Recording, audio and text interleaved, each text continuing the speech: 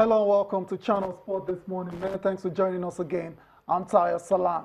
A very good morning to you. Welcome to the last edition of the show for the week. It promises to be an exciting ride. I'm Yemi Adebayo. Let's start you off this morning with the headlines. And where do we start from? It doesn't get bigger than the 2018 World Cup qualifier between Nigeria and Desert Warriors of Algeria. The Super Eagles, three-time African champions, ready to defeat or ready to do battle against the Desert Foxes of Algeria. Anybody that shows up, the Foxes, the Warriors, ready to do battle. Right. Also on the show, from football, we're talking tennis now. And we have our semi-finalists at the Next Gen ATP Finals in Milan. All the great young stars that we expect to do great things in future, still advancing.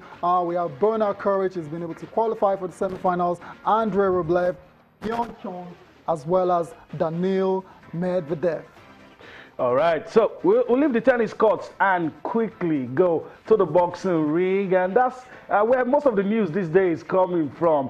Eddie Hearn, the promoter of Anthony Joshua, in the news saying it's not a matter of if, it is a matter of when. Collision cost this morning. Deontay Wilder and Anthony Joshua will get a chance to fight each other in 2018. It's going to happen, guys. Yeah, man, that's what it looks like, and that's what we start. We kick on with the show. Yeah, I mean, a couple of days ago we heard from Deontay Wilder. Then yesterday we heard from Anthony Joshua. Yeah. So it's only right that today we hear from the guys that actually make these things work. Who has been accused of dodging Deontay? Right, the guys are actually behind the scenes. The guy who will make it happen. If they decide this fight is not going to happen, it's not going to happen. Sure. Right. Sure, yeah. So it's a bit interesting. It's a bit of a good news for a lot of fight fans out there that Eddie Hearn, who is the promoter of Anthony Joshua and several other great British boxers, has come out to say, okay, it's not about if, it is about when, and it's about the money as well too. It's about being able to reach an agreement. Anthony Joshua and Deontay Wilder will definitely face off in 2018. So it's looking like that unification bout, every fight fans out there has been waiting for, will happen between these two great boxers. Remember, both of them are unbeaten in the professional career. Yeah. Anthony Joshua, 20-0, 20 knockouts. Deontay Wilder, 39-0, 38 knockouts. So it's shaping up to be one of those, fights, one of those epic battles in heavyweight boxing. Yeah. We're just hoping that they can just sort the paperwork out so fight fans can enjoy a very interesting clash. Good news for boxing fans who were beginning to lose interest, especially with the long reign of the Klitschko's. Boxing fans are used to seeing heavyweights line up against each other. I mean, it doesn't matter the money. We're used to all those big battles. Muhammad Ali and Fraser gave us 3 installments. George Foreman, Ali. I mean, you always see those. You go on and on and on. Big fights, right. And it's good we're seeing this one. Maybe Joseph Parker should just go and sit down somewhere. I don't know. But this fight is going to happen. Boxing fans really happy. Yeah, we're all happy in the studio as well too. I imagine a lot of boxing fans on the streets. Can't wait to see AJ and the Bronze Bomber, right? Yeah. He calls himself the Bronze Bomber. He calls himself the Alabama Slammer. I mean, interesting aliases for Deontay Wilder. But it's very interesting. We talked about Eddie Hearn as well. So, I mean, this guy, surely a lot of pressure on him to ensure that this fight goes ahead. And he's come out with his, with his own take on the situation. He's saying basically it's going to happen in 2018. That's according to Eddie Hearn, the promoter of Anthony Joshua. It's going to happen in 2018. Absolutely no question. We need a middle ground, though, between reality and fantasy. So that brings excitement down a bit. Middle ground and fantasy, right? It's time to talk about negotiations there. If we can, I don't see problems making this fight. Unfortunately, Anthony has to overpay opponents, right? Money is starting to creep into the conversation. If we offer Deontay the correct pause for this fight, it would never happen because he would think it was disrespectful. So we have to overpay him to make it happen. And we have to give him respect because he's a great fighter as well, to a great champion, really exciting, and a great self-promoter. Yeah. Eddie Hearn is saying all the right things. And we're just hoping the camp of Deontay Wilder as well too. They don't ask for too much, but you understand if they do ask for too much, because there's a champion in his own right as well too. Even though you'd say right now, Anthony Joshua looks like the golden goose. It looks like the Beautiful most bride. marketable heavyweight boxer out there. So perhaps it's the A side of the fight and Deontay Wilder is the B side. I don't think Deontay's going to agree with that, definitely. But, I mean, it is what it is, and we just need them to, reach an agreement and let's get the fight on. Yeah, it will be sad if money doesn't allow us to this fight. It's going to be really sad. I remember David Haye, when he got a chance to fight the Klitschko's, he was so angry. Said, throw the two brothers in the ring, I fought them. He was complaining about the pause. But he wanted that fight so much. I mean, he took whatever they gave him, hoping to win. It didn't work out for him. And what I would also want, I want to see installments. I think just to see one. You might say I'm greedy, but this. Let's start with one. Yeah, that's what I'm saying. Yeah. Trust me, these guys will insert something. Of course. Into that match contract. So whatever happens, as long as this fight goes on, we're likely going to see two installments. But like you said, let the first fight happen first. Let's not get too ahead of ourselves, right? But 2018 promises to be, very good.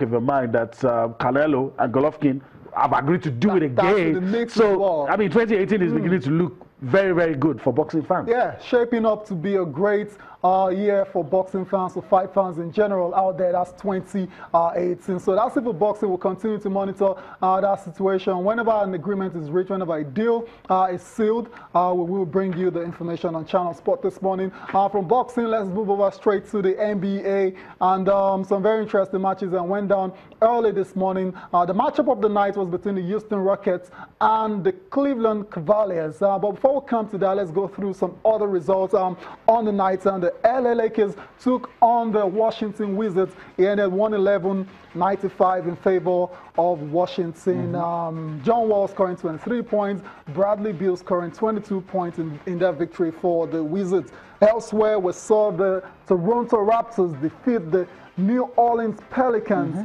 122-118. DeMar DeRozan scored 33 points. Serge Ibaka scored 19 points for Toronto in that particular victory. We also saw the action between the Kings and the 76ers, and De'Aaron Fox scored a 19-foot jumper with 13.4 seconds remaining to lift the Kings over the Philadelphia 76ers 109-108, ending a 5-game winning streak for the 76ers, their longest in 6 years. I mean, when you lose by a single point in basketball, you score 108 points and you lose by 1 point. The other team scores 109. It's very painful. Very, very. They probably did it over the clock. Wow, yeah. It was a very late winner there from De'Aaron Fox. Also, the Thunder, OKC Thunder, they were defeated by the Denver Nuggets 102-94 in that one. And the Thunder are struggling as well this season. The summer trades they made hasn't had the desired impact. Carmelo Anthony, Paul George, all these guys have come and the Thunder still struggling. They still have Russell Westbrook, the MVP. No, Trey can't make a fall. Yeah, but all those guys I just mentioned, a lot of people expected the Thunder to hit the ground running, but they've struggled so far this season. They've only won 4 games and they've lost 7. They are currently 12th in the Western Conference. That's not what you want to see. If you want to get into the playoffs. Right now, even though it's still early, but then, it's been a very slow start for the Thunder. They're not roaring at all. And to the matchup of the night, Cavaliers and the Houston Rockets, 117-113 in favor of Houston. James Harden, what a player, had a triple-double in that game for Houston. And you start to wonder is it too early to say the Cavs, this is a slump, this is not a blip for the Cavs? But before we go and analyze what's going on with the Cavs, basketball is a team sport, but it's one of those sports where one man can actually decide to take over a game and win it for his team. And that's what we saw yesterday between James Harden of the Houston Rockets and LeBron James. They went head-to-head, and you have to say James Harden won the battle, he won the war, recorded a triple-double, and his team won won the match. So good one for James Harden, who had 35 points, 11 rebounds, and 13 assists. Yeah, Harden has been having a good season. That was a game, I think he's got over 50 points, something like that. You know, he's been doing great. So we'll see what happens. I'm impressed generally with him. And I don't like every time we're talking about Cavaliers, we're always extracting what LeBron, what he does or doesn't do. But then again, it's basketball, and the big guys have to do the job, come to the party, or else the team sinks. Absolutely. The Cavs are currently 11th in the Eastern Conference. Nowhere we expected to see them at this stage of the season. They've won 5 and lost 7 games. So I guess you can say they're missing Kyrie Irving now, but you never know. Hopefully the Cavs can bounce back as soon as possible. From the basketball court, we'll go to the tennis court. Miami. Milan. Milan. You know, the next, the guys we're going to see for the next 10, 11 years doing it. I mean, some of them, doing the kind of things you expect them to see. Right. So we're going to see some of them in action. Let's not talk too much. I think we should just go to Milan and enjoy. The final round robin play in groups A and B. We know the semi-finalists already. Exactly. So I think we're just going to enjoy highlights and coming from the next Gen ATP finals in Milan, where the semi-finalists emerged yesterday.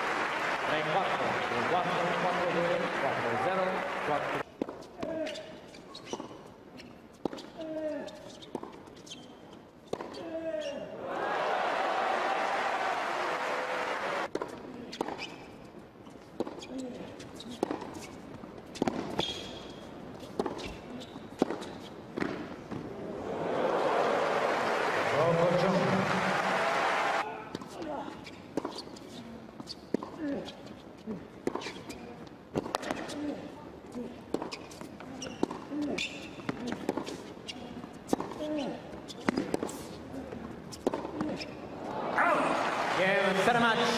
Chung. 1-4, 4-1, 4-2, 3-4, 4-2.